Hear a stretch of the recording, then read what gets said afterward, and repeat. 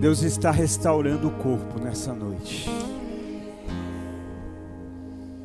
Recebe isso, irmão. Deus está restaurando o corpo. Aleluia. Deus está restaurando famílias nessa noite. Deus está restaurando casamentos nesse lugar. Deus está restaurando ministérios. Que presença, que glória. Deus está restaurando o corpo.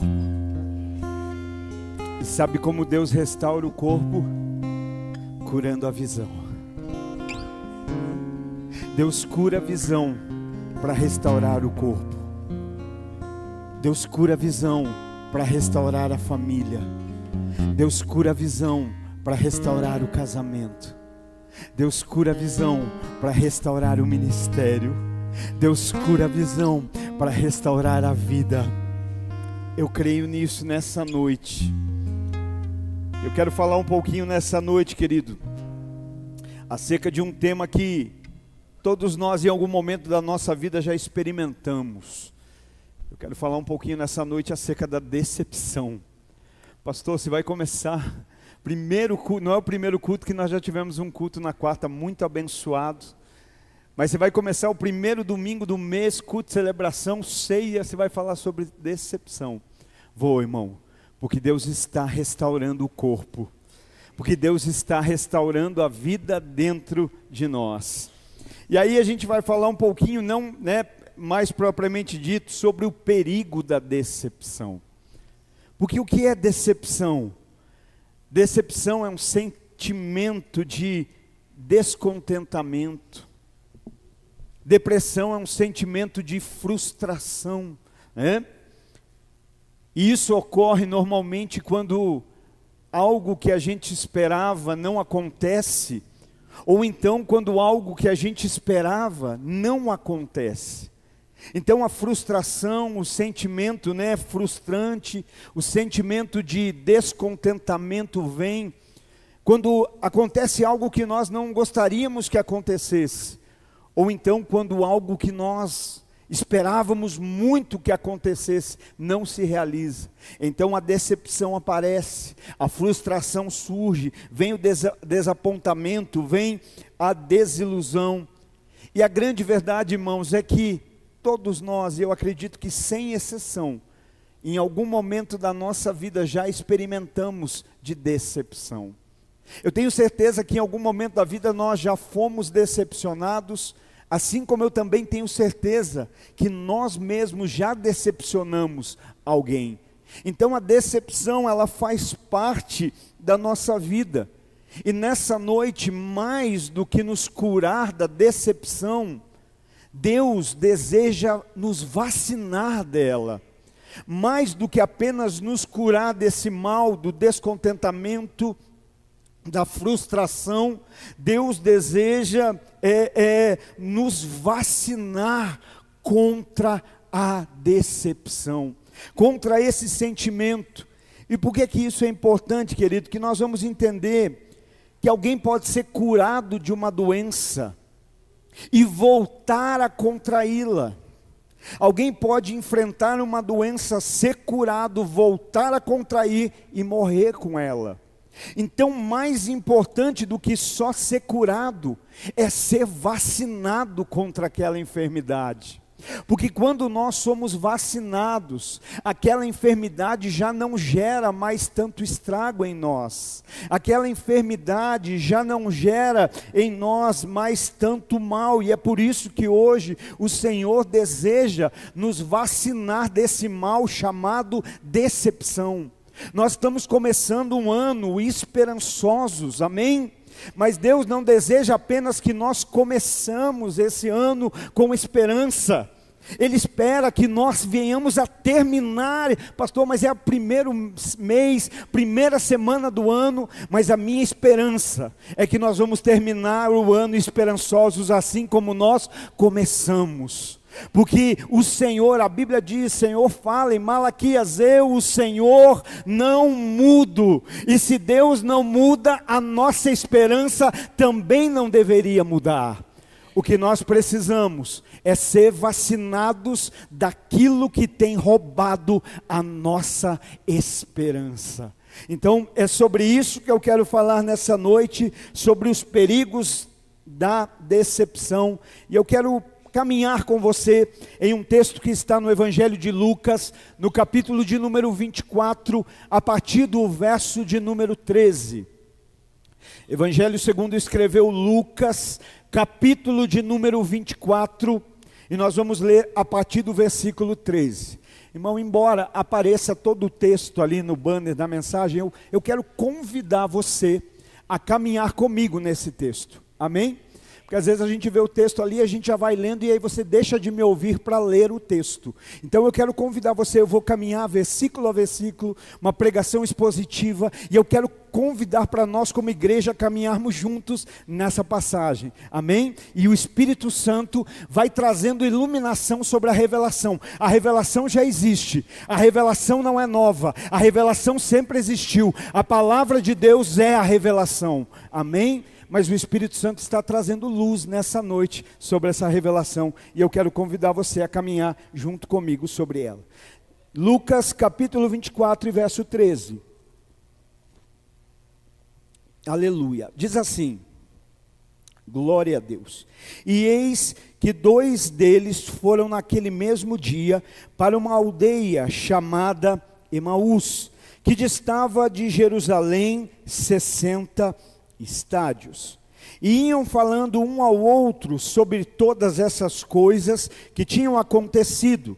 E aconteceu que quando eles caminhavam juntos e arrazoavam entre si, o próprio Jesus se aproximou e ia com eles. Mas os seus olhos estavam impedidos para que não o conhecessem. E ele lhes disse: que tipo de palavras são essas que tendes um com o outro enquanto caminhais e estáis tristes? E um deles, cujo nome era Cleopas, respondendo, disse-lhe: és tu somente um estrangeiro em Jerusalém, e não soube das coisas que nela têm acontecido nesse dia? E ele disse-lhes: quais coisas? E eles lhe disseram: a respeito de Jesus de Nazaré, que foi um profeta poderoso em efeitos e palavras diante de Deus e diante de todo o povo. Amém. Nesse momento, até aqui o versículo 19, eu quero falar um pouquinho acerca das consequências da decepção. Aqui nós encontramos 2 discípulos que caminharam com Jesus, que estiveram entre aqueles que seguiram Jesus, mas que agora no versículo 13 do capítulo 24, está sendo indicado para onde esses 2 discípulos estão caminhando, estão indo. Agora a caminhada deles é determinada pelo sentimento que eles carregam. O sentimento que eles carregam em seus corações, que é um sentimento de decepção, porque algo que eles não esperavam ou não queria aconteceu, e algo que eles esperavam não aconteceu do jeito que eles almejavam, do jeito que eles criaram expectativa. Então aqui eu já começo a encontrar a primeira consequência que esse sentimento decepção gera na vida do crente, gera na vida daquele que se diz cristão. E qual é? A decepção, ela nos distancia da promessa e da vontade de Deus. Olha a consequência séria que a decepção gera. Esses homens estão caminhando e estão aqui, como diz o texto, estão se distanciando de Jerusalém, algo cerca de 10, 12 quilômetros de distância, é o que para onde eles estão indo, né? Jesus, um pouco mais à frente, no próprio capítulo 24, no versículo 49, Jesus, quando se reúne com os seus discípulos, ele vai dar uma instrução, ele vai dar uma direção, e ele vai dizer: estou aqui para ratificar a promessa de meu Pai, ficai em Jerusalém, permanecei em Jerusalém. Então um pouco mais à frente, Jesus vai dar uma instrução, Jesus vai dar uma palavra, Jesus vai relembrar a palavra, a promessa promessa que Deus havia feito ao seu povo através dos profetas. Mas nesse momento, decepcionados, eles estão se afastando da promessa, eles estão se afastando da vontade de Deus. Jesus vai dizer à frente: ficar em Jerusalém. E aonde eles estão agora? Eles estão se afastando de Jerusalém. Então observa a consequência danosa que a frustração traz sobre nós. Ela nos afasta da vontade de Deus, ela nos afasta das promessas de Deus. Eu sei que nesse momento pode parecer que eles estão apenas se afastando de um lugar geográfico, porque é assim que a gente pensa. Não, eu só estou me afastando de um lugar, eu só estou me afastando de uma região, eu só estou me afastando de uma cidade. Não, eles estavam se afastando da vontade de Deus, eles estavam se afastando da promessa do Pai. Era isso que estava acontecendo. Sabe por quê? Porque a decepção, ela nos afeta de tal maneira que ela faz com que nós nos afastemos daquilo que Deus espera de nós. E que nós acabamos nos aproximando daquilo que Deus nunca quis. Então eles estão se afastando de Jerusalém, se afastando da vontade, se afastando da promessa. E tudo isso por quê? Fruto da desolação, fruto do descontentamento, fruto dessa decepção. Segundo, a decepção nos torna refém das coisas que nos decepcionaram. A decepção tem por fim tornar a pessoa refém daquilo que a decepcionou. Porque, irmão, uma coisa é ser decepcionado, outra coisa é viver decepcionado. Alguém pode ter sido decepcionado um dia, mas viver todos os dias aquela decepção é escolha. Por isso, a decepção, ela começa nos afastando da vontade, nos afastando da promessa, nos afastando do que Deus tem. E em segundo, nós nos tornamos reféns daquilo que nos decepcionou. Lembra que eu disse? Todos nós já enfrentamos decepção na nossa vida em algum momento. A questão é, qual é o lugar essa decepção ocupa? Qual é o lugar que essa decepção está ocupando? Porque se ela ocupar um lugar que não é devido, ela vai me afastar da promessa, ela vai me afastar da vontade, ela vai me tornar refém. Observa ali o verso 14: e ia falando um com o outro sobre estas coisas que tinham acontecido. Eles estão falando, amém? Mas estão falando sobre o quê? O que eles estão falando? Sobre as coisas que aconteceram, que os levou à decepção. Existe uma verbalização, existe uma comunicação, mas essa comunicação não é saudável, essa comunicação não é produtiva, essa comunicação não traz vida, essa comunicação produz morte. A comunicação não é sobre aquilo que aconteceu de bom, a comunicação é sobre aquilo que os decepcionou. E por que que isso é importante, querido? Alguém ainda crê na Bíblia aí? Aleluia. Quantos creem? Dá um glória a Deus. Aleluia. Mateus capítulo 12, verso 34, Jesus diz: porque a boca fala do que o coração está cheio, porque a boca pronuncia o que ocupa o coração. Então naquele momento que falava um com o outro acerca do que o decepcionava, eles estavam revelando que o coração estava cheio de decepção, que o coração estava cheio de descontentamento. Como a Bíblia diz que eles estavam caminhando, Jesus quando se aproxima diz: que tipo de palavras são essas? Que tendes um quanto o outro enquanto caminha. E por que estáis tristes? Ao semblante, começam a falar do que tem no coração, a comunicar, a expressar, a manifestar do que o coração está cheio. Frustração. Verso 15: e aconteceu que enquanto eles caminhavam juntos e arrazoavam entre si. Sabe, é tão importante nós entendermos a decepção, porque muitas vezes nós achamos que temos direito de andarmos decepcionados.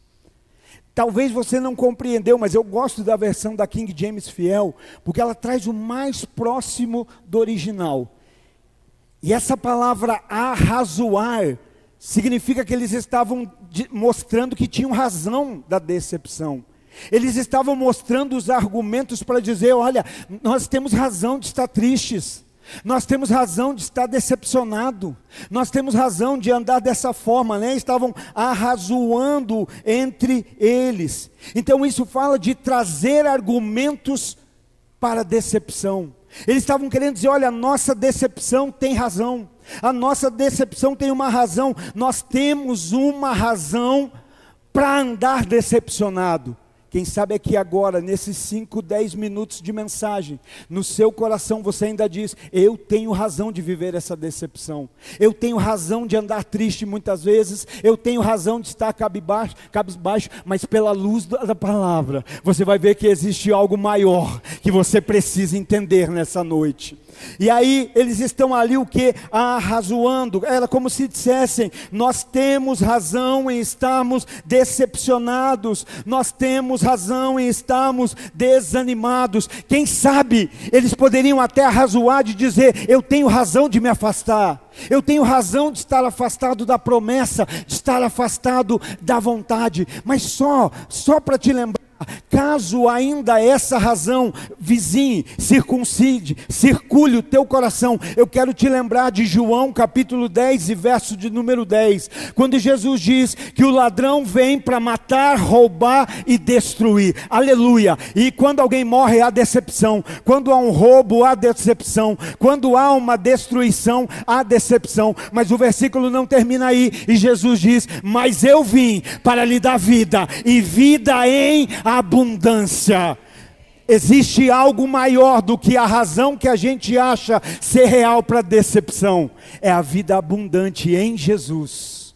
É a vida abundante que Jesus não veio nos dar, que Ele veio ser para nós. Porque Ele não disse: eu te dou vida abundante. Eu vim para que tenhais vida abundante. A nossa vida abundante tem nome. Ela se chama Jesus Cristo. Todas as vezes que você quiser sentir razão pela decepção, lembra da razão de Jesus de ir para a cruz. Nos dá vida e nos dá vida em abundância. Então lembra, a decepção nos afasta das promessas e da vontade de Deus. A decepção, nos torna reféns das coisas que nos decepcionaram.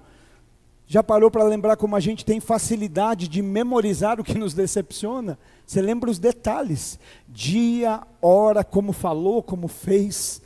Irmão, você tem algo que a gente tem que se lembrar constantemente, é de algo que aconteceu há mais de 2000 anos, quando Jesus foi para aquela cruz, tomar o nosso lugar, ser castigado, punido, moído, transpassado, morrer por nós, para nos dar vida. A gente só dá lugar para decepção no coração, quando a crucificação já se tornou esquecida. Se a crucificação for viva todos os dias, eu quero profetizar que não vai ter lugar para decepção na tua mente, que não vai ter lugar para decepção no teu coração. E aí olha o que acontece no verso 15. E aconteceu que enquanto eles caminhavam junto e arrazoavam entre si, o próprio Jesus se aproximou e ia com eles. Enquanto eles caminhavam, achando ter razão pela decepção, Jesus se aproxima.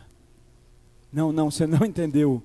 Eles estão caminhando, arrazoando, dizendo: eu tenho razão pela decepção, mas Jesus se aproxima deles. Jesus chega perto, e isso a primeiro instante pode parecer algo tão maravilhoso, né? Mas observe o verso 16: mas os seus olhos estavam impedidos, para que não o conhecessem. Posso dizer algo com muito amor e carinho para você? A decepção não te impede de andar. A decepção não nos impede de andar. Nós andamos até mesmo decepcionados. Mas é aqui que mora o grande perigo. Porque a questão maior, ela não nos impede de andar, se não impede, nós andamos. E aí não quer dizer que porque nós estamos andando, é que nós estamos na direção certa. Ela não nos impede de andar, mas ela nos afasta da vontade e das promessas. Ela nos torna refém da decepção. Esses homens estão andando, mas quem guia agora o caminho deles? O caminho deles é motivado pelo quê? Pela promessa? Pela palavra? Pela vontade? Pela presença? Não, pela decepção. Então observe que eles não param de se mover, mas não se movem na direção certa. O que eu disse no início? Que Deus está restaurando o corpo. E para restaurar o corpo, Deus vai curar a visão. Porque sem visão a gente anda, mas anda no caminho, não é nem no caminho errado. Que existe uma coisa que a gente às vezes não entende. Uma coisa é andar no caminho errado, outra é andar no sentido errado. Imagina comigo que eu estou em São Paulo, na BR-116. Passa lá a BR-116? Passa. E eu tenho como propósito do meu coração subir o Brasil. Quem mais vai subir aí? Quem mais vai elevar? E aí eu digo, eu quero ir lá para Fortaleza, lá para o norte, vou subir. A 116 passa lá? Passa. Não? Passa, claro que passa. Vamos passar. Eu estou na 116, só tem um pequeno detalhe. Eu estou virado para o sentido do Rio Grande do Sul. E eu vou andando, eu vou andando. Eu vou andando, eu vou andando. Alguém me diz, qual rodovia você está? Na 116. Estou ou não estou? Estou. E onde você quer chegar? Eu quero chegar no alto. Eu quero chegar no Espírito Santo. Eu quero chegar em Fortaleza. Alguém vai dizer, só tem um problema. Você está no caminho certo, mas no sentido errado. Quanto mais você anda, mais distante do destino você fica. Está entendendo? Não basta estar no caminho certo, precisa estar apontado para a direção correta, para o destino correto. E a frustração nos faz perder a visão do destino. Porque quando nós perdemos a essência da promessa, da palavra e da verdade, o que importa é que eu estou andando. Não. Às vezes é melhor estar parado do que andando. Às vezes é melhor estar ali parado do que andando na direção errada. Lembra quando Maria e José deixam Jesus para trás? Eles andam, mas todo o caminho que eles andam sem Jesus é perca de tempo. Todo o caminho que eles percorrem sem Jesus, eles tiveram que parar, dizer, perdemos, vamos voltar. Está entendendo? 2024 não quer perder tempo, então não anda no sentido errado. 2024 não quer perder tempo, não se mova sem Jesus. 2024 não quer perder tempo, não ande se não for sobre a direção, sobre a palavra e sobre a promessa de Jesus. Não ande decepcionado. Não deixe a decepção mover o teu caminho. Deixe Jesus ser o caminho, a vida e a verdade em você. Aleluia. Então olha, alguém pode estar no caminho certo, mas na direção contrária. E sabe o que isso?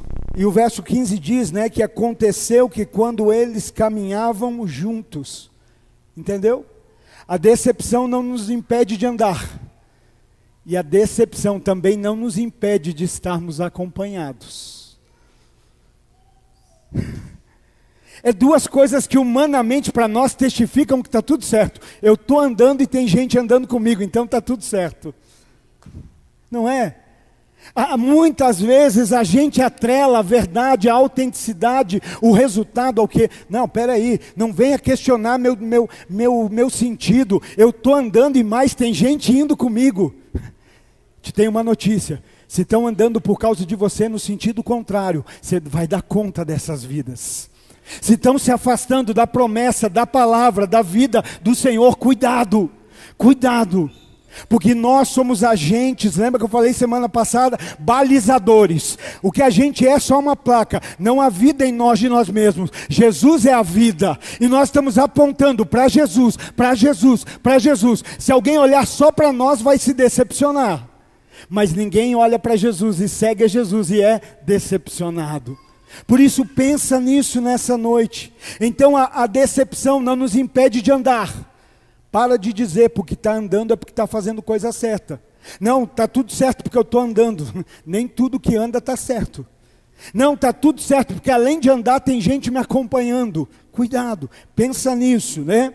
Observa que eles não é alguém sozinho, é alguém andando com alguém. Existe uma comunhão.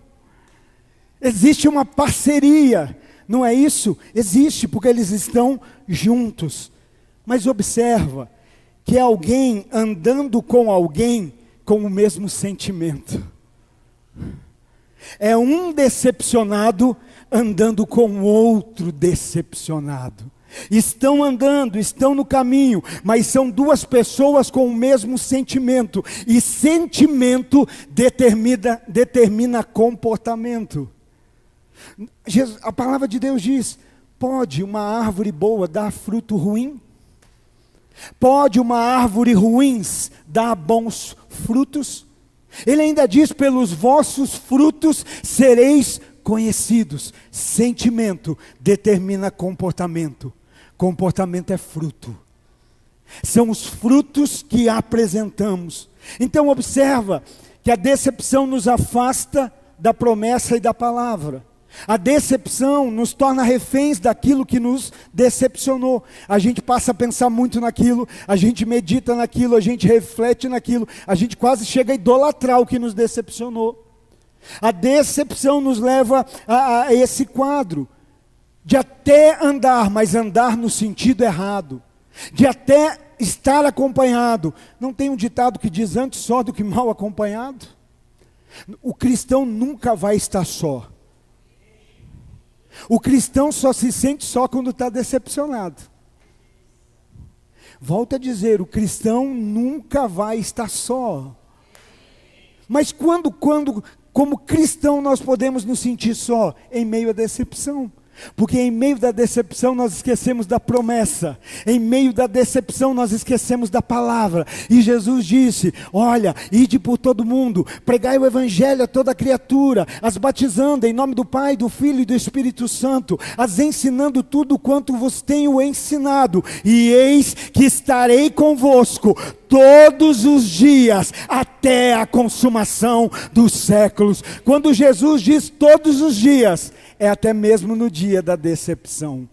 Então eu só me sinto sozinho no dia da decepção, se a decepção tomou conta do meu coração, acima da promessa e da palavra. O que eu disse no começo desse culto: eu estou esperançoso. Pastor, você viu algo de bom no Brasil? Não. Pastor, você viu algo de bom na igreja nos últimos dias? Talvez não, mas eu estou esperando algo de bom da parte do céu. Existe. A Bíblia não me ensina a olhar para baixo. A Bíblia diz: agora que nascei de novo, agora que sois nova criatura em Cristo Jesus, olhai para as coisas que são do alto, olhai para as coisas que são de Deus. Quanto mais você olha para baixo, mais decepcionado você fica. Por isso, a cura para a decepção não está aqui. A cura para a decepção está aqui. A cura para a decepção está no céu. A cura para a decepção está em Jesus. E observa como é sério. A decepção não nos impede de andar. A decepção não nos impede de estarmos acompanhados. A decepção nem mesmo impede Jesus de nos acompanhar.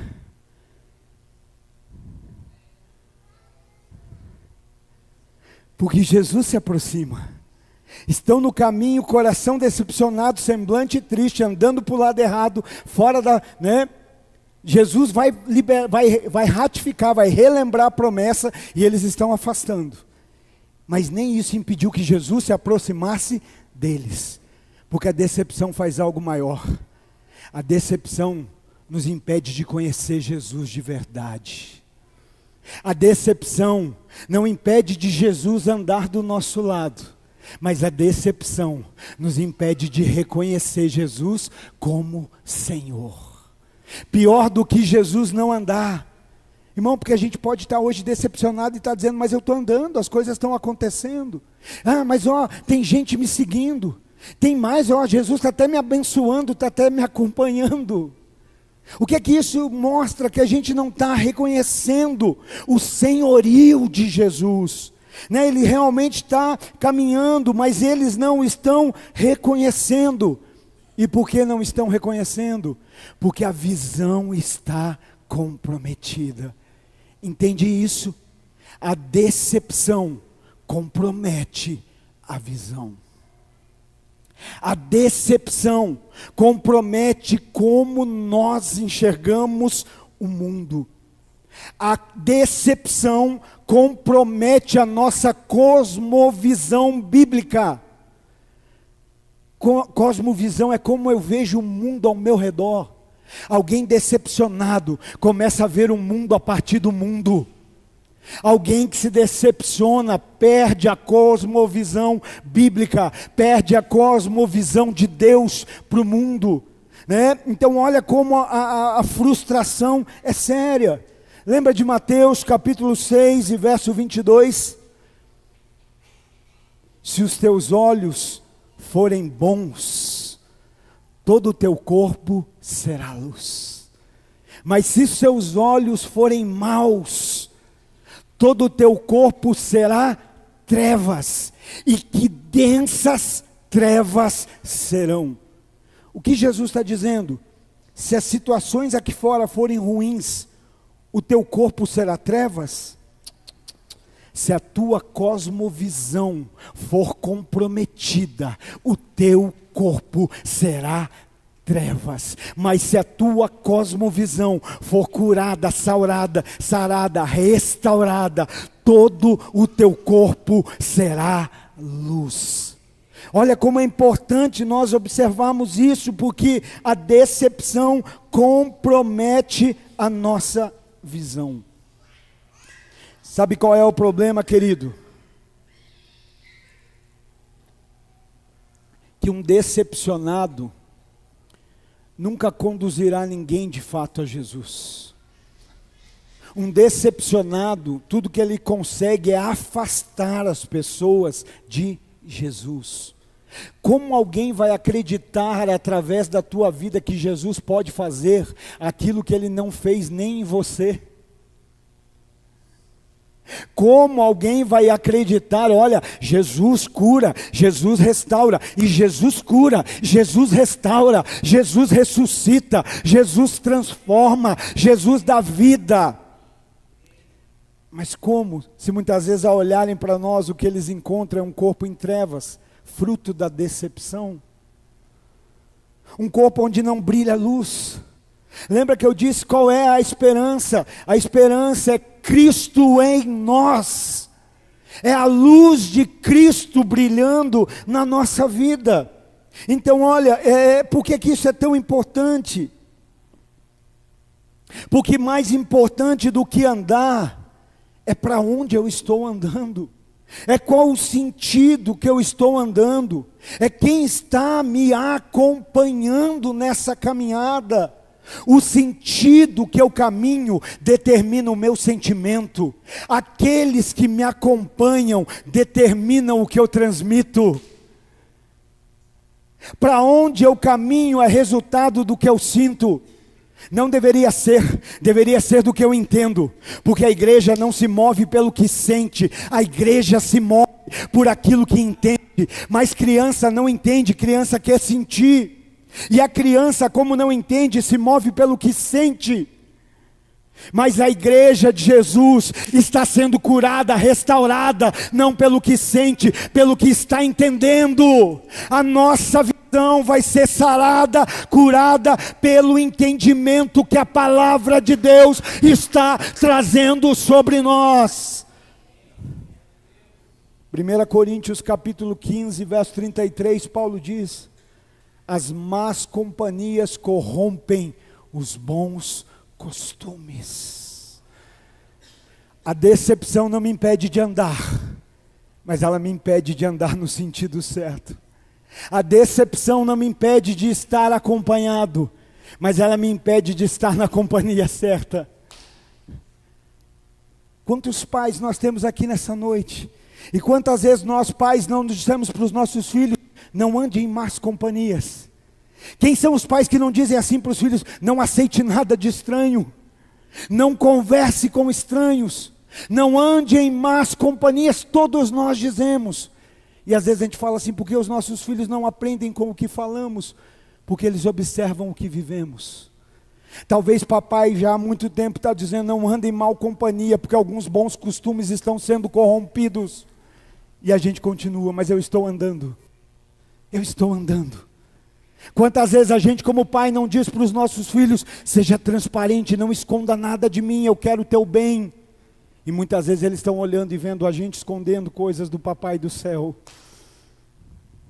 E aí nós dizemos: por que é que eles não aprendem? Porque eles não aprendem com o que falamos, eles aprendem com o que manifestamos no caminho, através do sentimento expresso com uma vida. Olha o quanto isso é sério. Talvez hoje filhos possam estar sendo decepcionados por pais. Hoje a gente pode estar dizendo: meus filhos estão me decepcionando. Não, então, hoje nós estávamos assistindo, eu e minha filha estávamos assistindo, bateu uma nostalgia lá em casa, e a gente foi assistir um filme antigo lá, né? Estávamos assistindo aquele filme Gospel A Virada. É um filme muito lindo, te indico, é antigo, mas sensacional, fala com a família inteira. E aí um dia, o pai está na cozinha e o filho está brincando com um amigo, e o filho diz assim: poxa, teu pai teu pai na TV, ele era vendedor de carro. E aí o filho fala assim, o menino fala: teu pai, olha que massa, teu pai na TV. E ele diz assim: você quer ser que nem teu pai? E aí o menino começa a falar assim: na verdade não. Não? Como assim, você não quer ser como ele? Não, porque meu pai não é honesto, meu pai falta com a verdade. Sabe, isso é sério, gente. E aí o filme discorre, o rapaz converte, aceita Jesus, entrega a vida para Jesus, Deus faz um rebuliço, e no final do filme ele vai na escola do menino, num dia que tem aquelas, que a criança pode chegar diante da escola e falar o que deseja ser, e aí o menino começa a dizer assim, e o pai na porta ouvindo, e o menino fala: olha, eu tenho muitos super-heróis que eu gosto, mas como os super-heróis são um pouco distantes, quem eu realmente queria ser igual, eu queria ser igual ao meu pai, porque ele é o maior herói da minha vida. Sabe, primeiro é Jesus, mas que nós pais possamos ser referência, não pelo que falamos, mas pelo que vivemos de fato. Sabe, eu acredito que eu não vou precisar nem ficar dizendo: não ande com má companhia, se ela olhar para mim e me ver praticando isso. Eu acredito que ela não vai nem precisar que eu fique martelando. Está entendendo como Deus às vezes está tratando com a gente, não com eles? Talvez aquilo que você está dizendo, eles não aprendem, eles não aprendem, eles não aprendem, eles não aprendem, eles não aprendem. Jesus está deixando para dizer: quem não aprendeu foi você. Talvez quem não tenha aprendido ainda somos nós. E a gente corre para não ouvir, né? Tem algumas coisas que nos incomodam de ouvir, mas nós precisamos, porque eu não sei você, mas eu não quero perder a minha família, eu não quero perder a minha prole, nós não vamos perder no nome de Jesus. Que os nossos filhos possam olhar e ter esse desejo. Então, consegue entender tudo que a decepção faz? A decepção nos afasta das promessas, a decepção nos afasta da palavra, a decepção nos torna reféns daquilo que nos decepcionou, a decepção, ela nos impede de reconhecermos Jesus, a decepção não nos faz parar, mas ela nos faz andar no sentido errado, contrário, a decepção não nos deixa só, mas ela atrai para perto de nós pessoas iguais, um Jacó sempre vai encontrar um Labão, mas uma Maria sempre vai encontrar uma Isabel, alguém que está gerando algo de Deus, que quando se encontram, as criancinhas no ventre começam a se mexer, dizendo: tem vida de Deus para nascer, tem vida de Deus para nascer. Então eu sempre digo isso aqui: a gente não atrai o que quer, a gente atrai o que é. E isso nos ensina muito. Caramba, então eu preciso... Às vezes a gente quer rever o que atrai. Não, muda que tipo de imã é você. Porque nós atraímos a partir da nossa essência.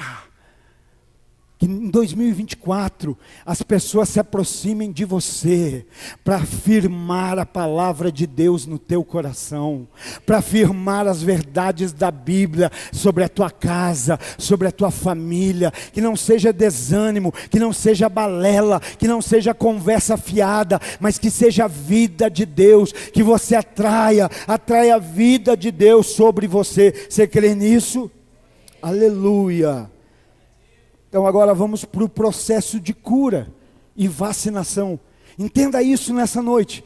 Deus não quer só te curar, Ele quer te vacinar. E se precisar dar 10 doses, vai dar 10 doses. Eu quero pelo menos.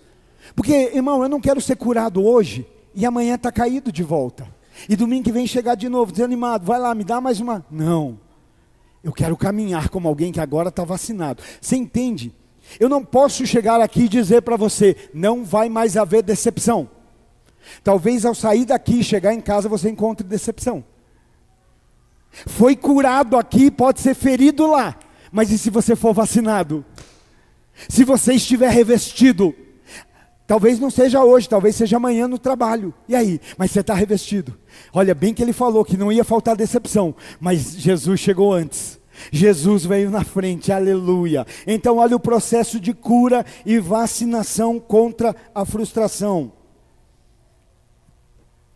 Jesus vai se aproximar desses homens, para curá-los, para avivá-los, para despertá-los, para vaciná-los e para enviá-los. Às vezes a gente fica pensando, por que Jesus ainda não me enviou? Primeiro, porque eu não deixei ser curado. Segundo, porque depois de curado eu não aceitei ser vacinado. Você sabia que tem alguns países que antes de ir você tem que tomar vacina? Porque se não tomar, a doença que existe lá te mata. Por isso de Jesus Jesus não te envia para o campo sem antes curar, vacinar, avivar, despertar, tratar. Alguns se enviam, e quem se envia pega malária, pega o mal. Não se envie, deixe Jesus enviar. Como é lindo ser enviado, como é decepcionante se enviar a si próprio. Espera, no tempo certo você está curado, está avivado, restaurado, vacinado. E Jesus fala, agora vai que nenhum mal. Lembra que Jesus disse, toda autoridade me foi dada nos céus e na terra. E debaixo dessa autoridade nenhum mal vos fará dano. Se comer algo venenoso não vai lhe causar mal. Vai pisar sobre serpentes e escorpiões. Eu creio que essa é a autoridade que a igreja anda. A verdadeira igreja que não se envia, que é enviada, anda debaixo dessa autoridade. Jesus se aproxima para curar, para avivar, para vacinar, e conforme o propósito do Pai. E como é que ele faz isso? Como é que ele vai curar esses homens? Ele chega lá e diz, vamos tirar as escamas dos olhos. Ele cospe no chão e faz um lodozinho e fala, vamos passar para curar a sua visão. Mas eles não precisavam ser curados na visão? Precisavam. Mas como Jesus vai curar? Jesus vai curar no entendimento. É no entendimento, é trazendo o entendimento. Por isso, a cura não vem pelo que eu vejo, a cura vem pelo que eu entendo, pelo que eu recebo da palavra, pelo entendimento da palavra. E como é que ele vai fazer isso? Verso 17, e ele lhes disse, que tipo de palavras são essas que tendes uns com os outros?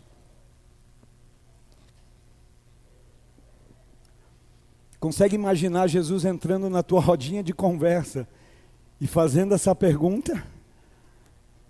Que tipo de palavra é essa que você está tendo um com o outro aí?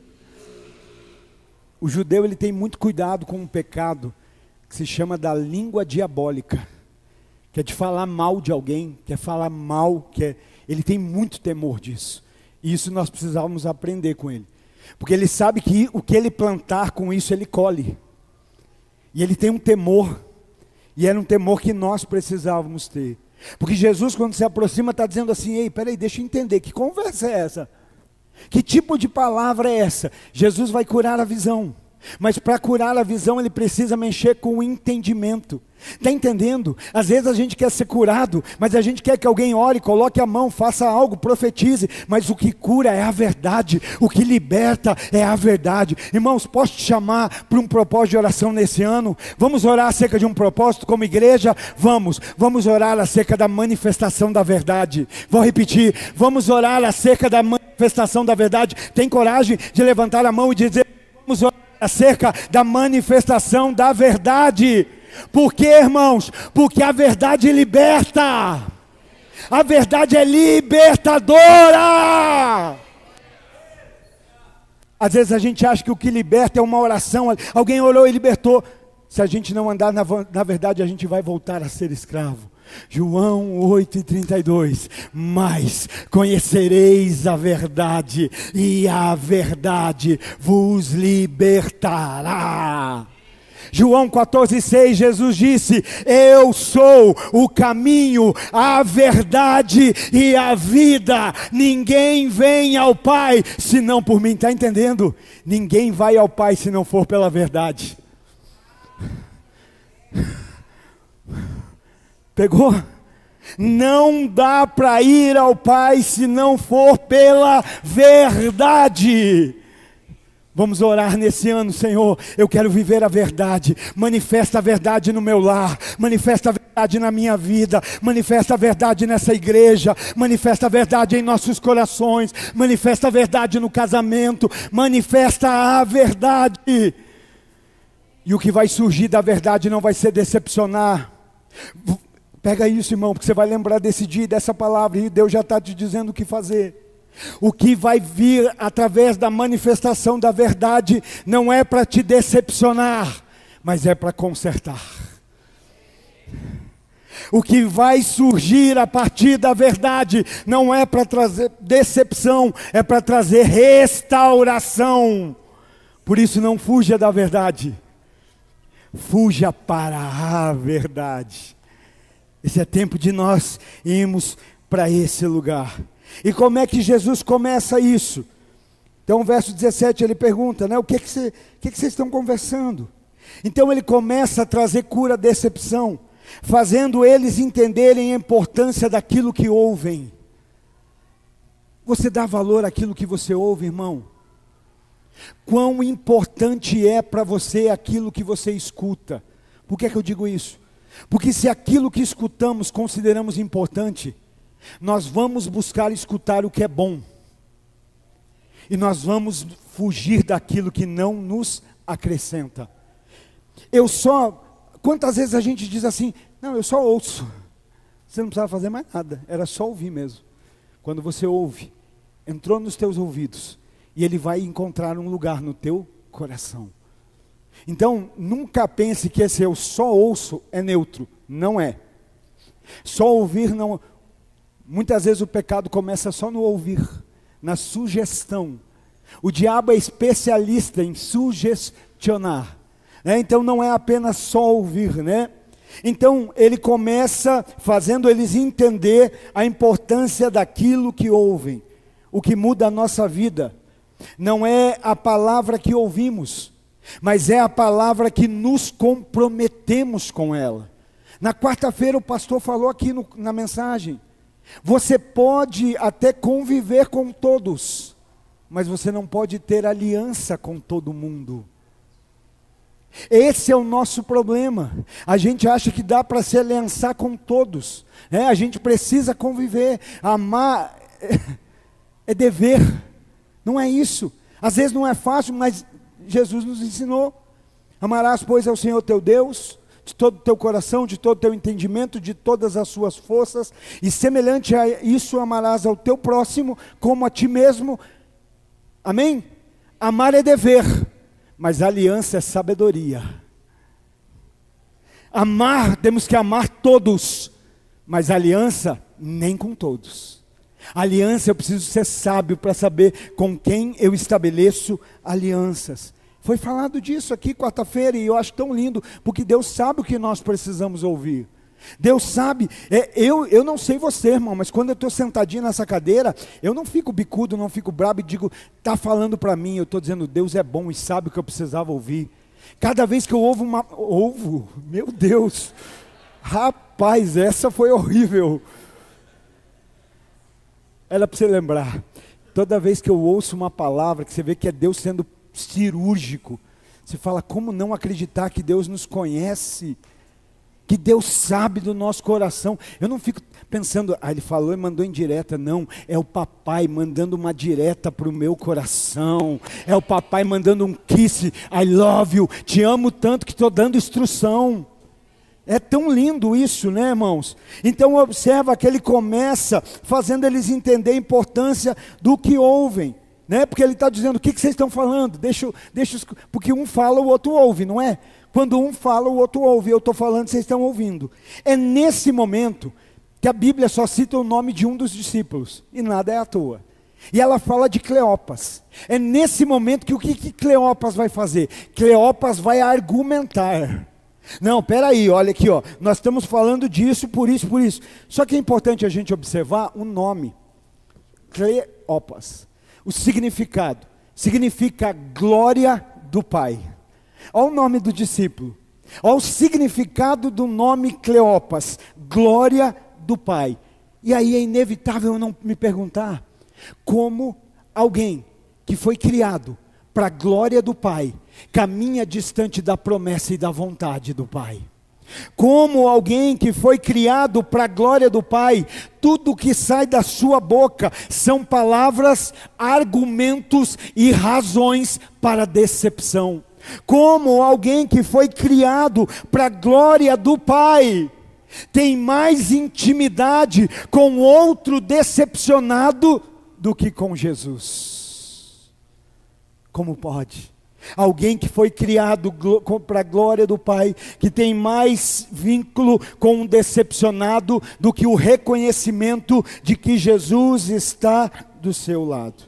É nesse momento que Cleopas vai argumentar acerca dos acontecimentos. E ele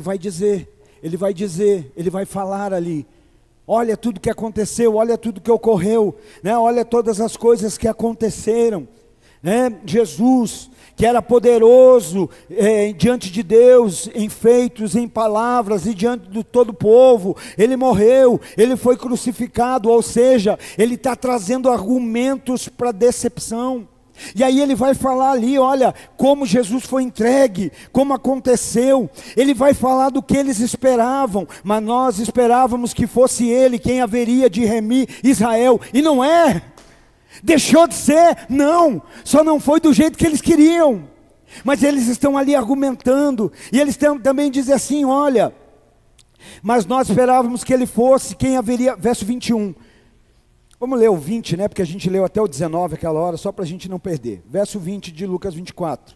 E como os principais dos sacerdotes, obrigado meu querido, Deus abençoe. E como os principais sacerdotes e os nossos governantes o entregaram para ser condenado à morte, o crucificaram. Mas nós esperávamos que fosse ele quem havia de remir Israel. E todavia, além do mais, já é hoje o terceiro dia desde que essas coisas aconteceram. Sim. Olha, ele está dizendo, a nossa esperança era que ele ia remir Israel. Já fazem 3 dias que ele morreu, que ele foi sepultado, hoje é o terceiro dia. E aí eles dizem, olha, mas é verdade, esse sim, né? Sim, também algumas mulheres da nossa companhia nos surpreenderam, as quais de madrugada foram ao sepulcro, e não achando o seu corpo, elas vieram dizendo que também haviam tido uma visão de anjos, que dizia estar ele vivo. Não sei se você está conseguindo entender. Para o decepcionado não tem testemunho que toque. Para o decepcionado que elas estão dizendo, a gente foi, o corpo não está lá. Isso não, veio um anjo. Nem anjo do céu consegue tocar o decepcionado, irmão. Veio um anjo do céu, eles estão dizendo ali, ó, também tinha uma visão de anjos, que diziam estar ele vivo. Olha só, eles estão dizendo, faz 3 dias, o corpo não está no sepulcro, mas eles estão caminhando decepcionado. Por quê? Porque a promessa não era mais importante. porque a palavra agora estava distante. O que Jesus disse? Eu vou morrer, eu vou ser entregue, vou ser crucificado, é necessário que eu morra, mas ao terceiro dia eu vou ressuscitar. Mas o decepcionado não consegue acreditar na palavra. O decepcionado não consegue acreditar no cumprimento. As mulheres vão e o corpo não está no sepulcro. E eles estão dizendo, as mulheres foram no sepulcro, o corpo não está lá. Elas tiveram visão de anjos que diziam, ele está vivo, porque procuram dentre os mortos aquele que vive. Irmãos, por que o sepulcro está vazio?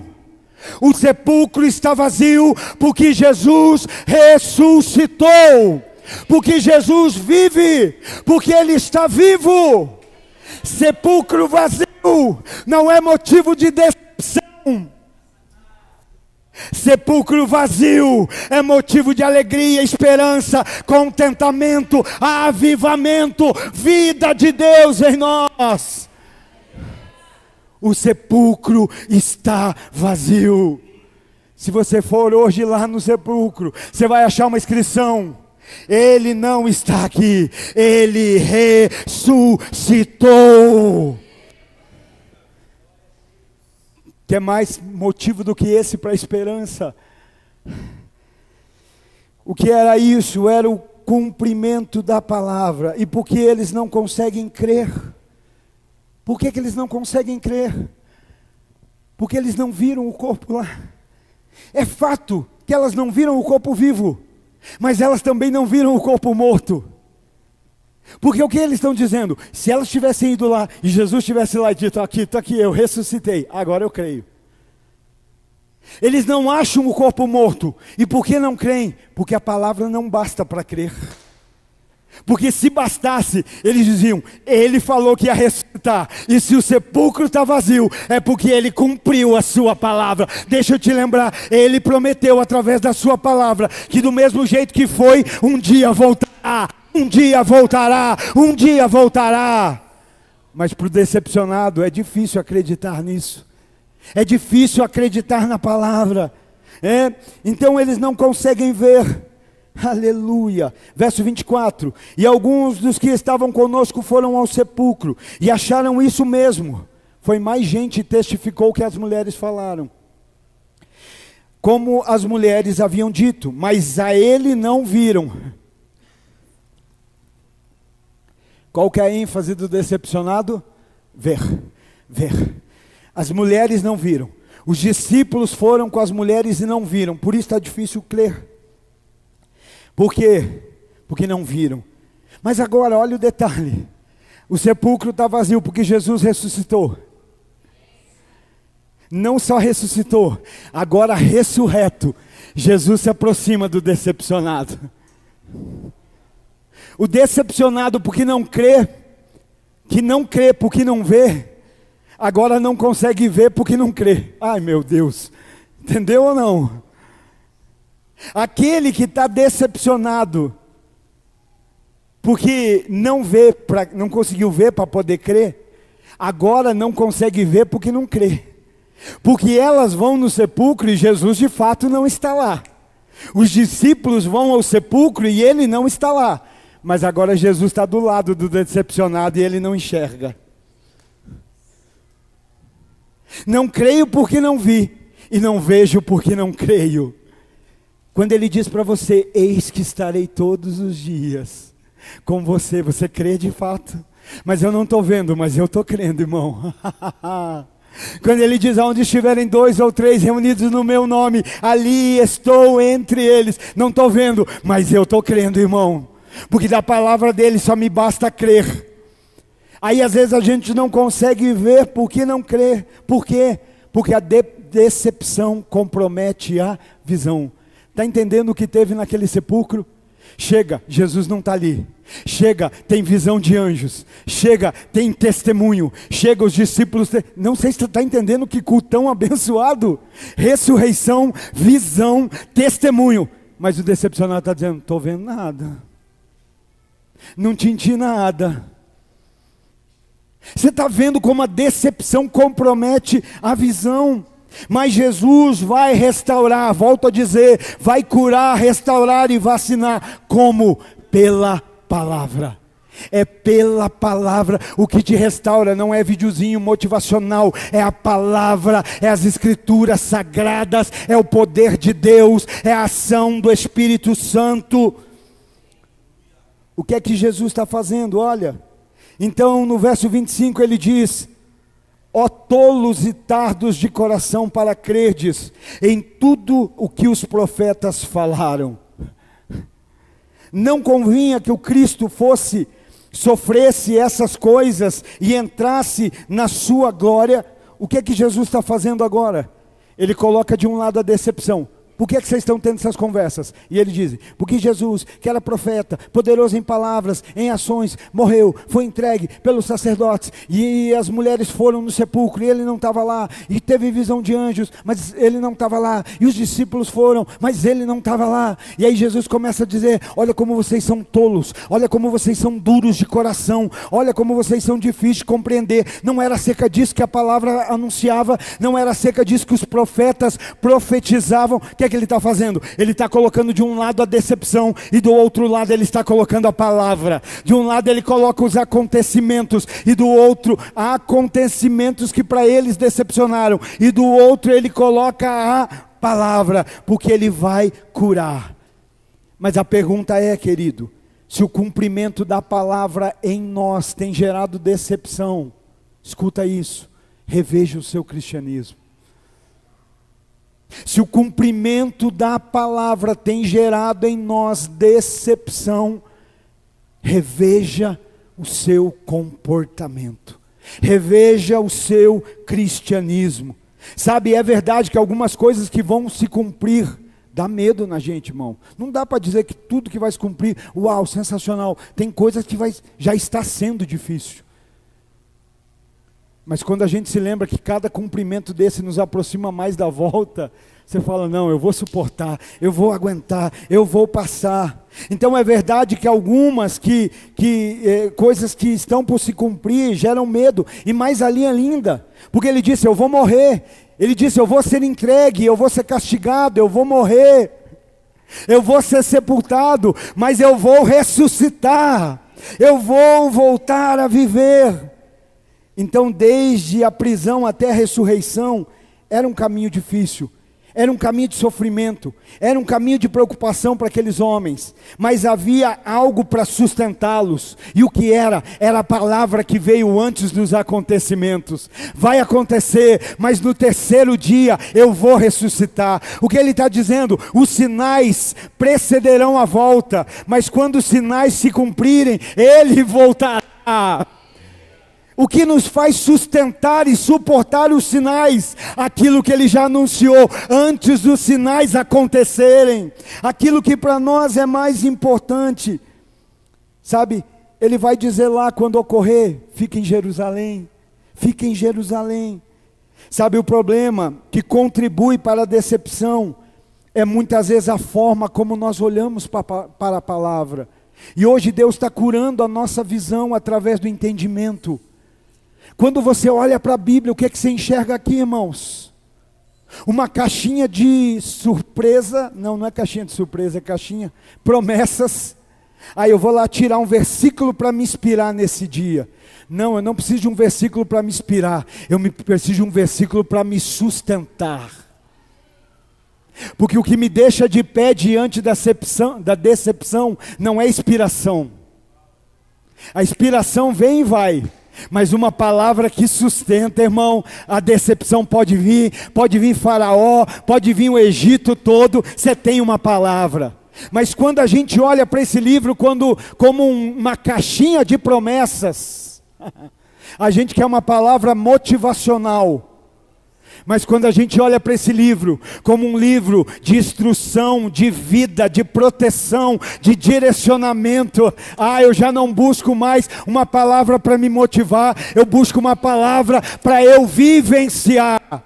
É aquele dia onde alguém vai dizer: cara, como é que você está suportando essa dor? Porque eu tenho uma palavra que me alimenta, eu tenho uma palavra que me sustenta, porque a inspiração vem e vai, irmãos. Por que é que alguns estão inspirados em um dia e decepcionados no outro, porque olham para a Bíblia como uma caixinha de promessas, e ela nunca foi uma caixinha de promessas. A Bíblia é a própria promessa em si, o todo.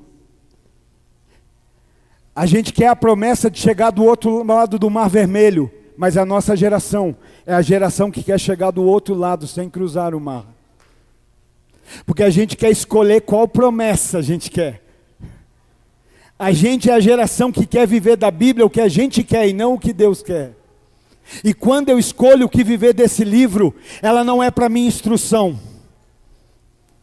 Porque se é instrução, ela não vai me ensinar o que viver, ela vai me ensinar como viver. É diferente. Caixinha de promessa, eu escolho o que quero viver. Livro de instrução, eu aprendo como viver aquilo que Deus quer que eu viva. Hoje, através do entendimento, irmão, fecha a caixinha de promessa, sela ela e abre o livro de instrução, de vida. Por que para alguns incomoda o livro da lei? Porque gosta de promessa e não de direção, não de correção, né? Mas o que protege não é promessa, o que protege é instrução, é correção. Promessa sem correção vai se perder, a gente não chega nela, a gente esquece, né? Que Deus possa estar fazendo de nós nessa noite Calebes. Que o tempo vai passar, os gigantes não vão sumir, mas ele não caminha com caixinha de promessa, ele caminha sobre a palavra de Deus. O meu vigor é hoje, como era naquele dia que o Senhor me prometeu. Por isso, me dá as terras altas, me dá que eu vou enfrentar gigantes, porque o meu vigor hoje é o mesmo. E o nosso irmão, a gente precisa de uma palavra nova toda manhã para ser animado. Não, existe uma palavra nova todo dia para ser vivida. Para ser vivida no seu devocional, no seu tempo a sós com Deus, no seu tempo de intimidade. Aquilo que consideramos mais importante ouvir, vai nos devolver ao caminho certo, ou então nos afastará ainda mais dele. Aquilo que consideramos mais importante ouvir, ou nos afastará de Deus, ou nos aproximará ainda mais deles. E caminhando para o final, olha os resultados da valorização da palavra verdadeira. Verso 29. Lucas 24 e 29. Mas eles o constrangeram, dizendo: fica conosco, Senhor. Não, vou ler ele um pouquinho antes. E aproximando-se, 28, e aproximando-se a aldeia para onde ia, ele fez como quem ia mais para longe. Mas eles o constrangeram, dizendo: fica conosco. Na verdade, eu acredito que Jesus não apenas fez que ia. Se eles não convidassem, Jesus iria mais para frente. O pastor trouxe uma palavra aqui esses dias, que quando eles não entenderam o reino, Jesus caminhou, não foi? Jesus continuou andando. Então Jesus faz que vai, mas para esperar um convite. E quando eles constrangidos convidam, aí ele para. E ele vai aceitar entrar. Mas ele não entra sem ser de fato convidado. Ele não entra sem ser de fato desejado. Sabe, nesses dias, irmãos, nós precisamos ter um cristianismo mais real. O que toca o mundo, o que toca as pessoas ao nosso redor, se chama realidade. E é isso que Deus espera de nós. Então ele vai entrar. Verso 29, fica conosco. Eu acho lindo, né? Acabaram de conhecer, não conhecem. Mas quando a palavra começa a curar a decepção, eles começam a dar valor àquilo que ouviram. E a partir daquilo que ouviram, eles dizem: vamos ter comunhão? Vamos para a mesa? Vamos para a mesa, porque as tuas palavras para mim foram importantes. O que você falou foi importante, eu quero ter mesa com você. Eu quero ter comunhão, vamos entrar, fica conosco. Olha quando a gente é curado da decepção que acontece. A gente volta a buscar ter mais comunhão. A gente volta a desejar mais comunhão. Irmão, em nome de Jesus, a igreja de Cristo não é virtual. Como chama lá aquelas igrejas que já tinha lá naqueles... que é os bonequinhos lá, como é que fala? Me ajuda? No virtual lá, que até algumas igrejas já tem. No metaverso. Hoje a gente quer viver a igreja no metaverso. Cria o avatar E vamos para a igreja. Igreja é presencial. Comunhão é aqui, ó. Eu nesses dias estou cortando muitas mensagens, meu. Eu não quero ter mais comunhão só de mensagem. Porque mensagem não tem olho no olho. Mensagem não tem vida. Mensagem ela pode ser interpretada como você quiser. Mas como é bom quando você olha no olho de alguém. Eu não quero ser uma igreja metaverso. Eu quero ser uma igreja na realidade. E quando a decepção vai, o que eles desejam? Ter comunhão. Vamos te conhecer, mas vamos lá para casa? O que você fala é valioso. O que você fala é verdadeiro. O que te faz levar as pessoas para a mesa? O que elas têm ou o que elas são? Porque elas estão levando um desconhecido para a mesa. Mas a partir do que ele falou, eles entendem quem ele é. Talvez ele não tinha nada aparente, está andando que nem eles, de pé ali, ó. Quem é interessante para nós estar na mesa com a gente hoje? Pensa nisso. E aí é tão lindo que a cura da decepção faz eles não apenas estar em comunhão. Pega essa, irmão. Não basta estar em comunhão. Deus está olhando como nós estamos em comunhão. Não, pastor, não basta só aqui, tá só aqui. Não, não basta. Deus não está... Ah, mas eu estava lá presente. Isso é na empresa, isso é na escola, isso pode ser em qualquer lugar. Mas no reino não, irmão. Não, mas você estava aqui. Não, não. Deus está preocupado como você está. Não é apenas sobre estar na comunhão, é com qual coração está. Por que eu digo isso? Porque eles dizem, entra, fica com a gente. E aí quando ele entra, irmão, eles não falam assim, escuta, nosso convidado, você pode dar a bênção e partir o pão? Não, a minha Bíblia diz que ele, tomando do pão, o abençoou, o partiu, olha a referência à ceia, e ele, tomando do pão, o abençoou e o partiu. O que quer dizer? Que se eles não tivessem com o coração na comunhão em humildade, eles diriam assim, quem é você para tocar no meu pão? Quem é você para manipular a minha mesa? Quem você pensa que é para chegar e tocar no meu alimento? Às vezes a gente está na comunhão, mas não com um coração humilde. Às vezes a gente está na mesa, mas Deus não vê humildade. Pastor, mas está na mesa não é bênção? Não, Judas está na bênção, está na mesa da comunhão, mas não tem comunhão com a mesa. Qual é o problema de quem está na mesa sem ter comunhão? Até vai comer da mesa, mas não vai alimentar a partir dela. E o que come é para revelar o que há de ruim. E Judas, tendo comido do pão, Satanás entrou no seu coração. Aonde? Na mesa da comunhão. Porque estava na mesa da comunhão, mas sem a comunhão da mesa. Está entendendo, irmão? Deus está falando com a gente. Deus está falando aos nossos corações hoje, né? Então os curados da decepção através da palavra permitem Jesus tomar o seu devido lugar. Agora não é mais acompanhante, lembra? No caminho ele estava acompanhando. Agora quem é? Agora é o que está no centro da mesa. Agora é o que está com o pão na mão, com o alimento, alimentando. Agora ele está de fato no seu devido lugar. Verso 31. E os seus olhos... Vamos ler o 30. E aconteceu que quando estavam sentados com ele à mesa, ele tomou o pão e o abençoou, e partiu e deu-lhes. Olha, o momento da ceia foi exatamente isso. Foi isso que aconteceu no momento da ceia. E partiu e deu. Verso 31. E os seus olhos foram abertos, e eles o reconheceram, e ele desapareceu de diante deles. Olha o resultado aqui. A cura, a vacinação da decepção abre a nossa visão. O entendimento abriu a visão. Eles não sentiram, agora eles entenderam e viram. Lembra, enquanto ele falava as palavras, enquanto ele ouvia, as palavras que você ouve inflamam o teu coração ou inflamam o teu ego? As palavras que nós ouvimos incendeia o quê? Incendeia o nosso coração ou incendeia o nosso orgulho? Mas eles estavam ouvindo uma palavra que incendiava o coração. Lembra quando no caminho ele dizia aquelas palavras: não ardia em nós o nosso coração? A cura, a vacinação faz o nosso coração novamente arder em chamas e se avivar.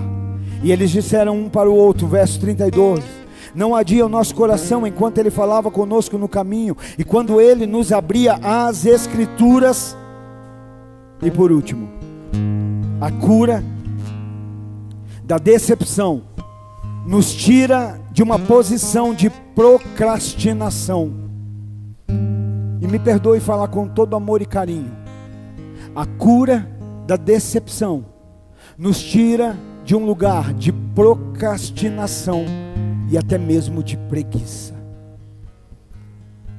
Esses dias nós trouxemos uma palavra abençoada sobre orgulho aqui, e eu fui surpreendido, irmão, surpreendido. Quantas pessoas compartilharam, conversaram, expressaram dificuldades a partir daquela palavra, que enxergaram em si mesmo, mudanças, transformação que viveram. Domingo passado tinha gente saindo daqui ouvindo a palavra de domingo e falando do orgulho ainda. É verdade que talvez alguns fizeram de conta que nem ouviram, ou talvez de fato nem ouviram, mas teve gente sendo curada, sendo transformada. E esses dias eu estava falando para minha esposa, Deus está queimando o coração de a gente trazer uma palavra sobre preguiça, irmãos. Testificou, né? Porque preguiça e procrastinação andam juntos. O procrastinador sabe que ele tem que fazer, ele sabe o que ele tem que fazer, mas ele diz assim: amanhã eu faço, amanhã eu faço, e talvez não haja o amanhã para fazer. Mas a cura da decepção nos tira desse lugar. Verso 33: e na mesma hora, levantaram-se e retornaram para Jerusalém, e encontraram os 11 reunidos, e os que estavam com eles, dizendo: de fato o Senhor está ressuscitado, e apareceu a Simão. E eles contaram que as coisas tinham acontecido no caminho, e como reconheceram a partir do pão. Agora houve pressa, mas a pressa foi só depois de Jesus, o que sem pressa ter feito neles. Jesus não teve pressa em fazer neles. Andou, explicou, trouxe entendimento, foi para a mesa, alimentou, curou, restaurou a visão. Agora sai apressado para fazer, mas depois de Jesus ter feito, né? Olha que lindo. Eles voltam interessados pela verdadeira comunhão. Há interesse na humildade, há um posicionamento de humildade e submissão. E aí sabe o que eu acho mais lindo? É que Jesus, depois de se revelar, some. Jesus parte o pão e eles reconhecem, mas a Bíblia diz: e tendo feito isso, sumiu. Mas por que agora eles se apressam e contam? Jesus foi lá em casa, eu vi Jesus, Jesus está vivo, vamos anunciar o Evangelho. Por que agora eles não precisam mais ver para continuar crendo? Porque agora estão curados, agora estão vacinados, agora eles creem naquilo que viveram. E por fim, querido, alguém pode estar junto, alguém pode estar perto, alguém pode estar no mesmo ambiente, mas não na mesma intenção. Entenda isso: que nos une não é um lugar, nunca foi um lugar que deveria nos unir. O que nos traz junto para um lugar deveria ser um propósito. Um propósito deveria nos unir, não um lugar. Um lugar pode nos unir por um tempo, mas um propósito vai nos unir para sempre, até mesmo para uma eternidade. Quando a gente olha só para o lugar, é só por um tempo. Sabe, a visão, Jesus está curando. A partir da visão, a fé é ativada. Eles vêm e reconhecem, eles somem, não vêm mais, mas eles saem anunciando, porque agora a fé deles não é baseado no que viram, é baseado no que creram. Eu não preciso continuar vendo para crer, eu vi e eu creio. Sabe o que segura a terra quando os abalos vêm? São os fundamentos. Por isso hoje você precisa pensar aonde a tua vida está fundamentada. Eu gostaria que você ficasse de pé para nós orarmos. E eu quero orar com você.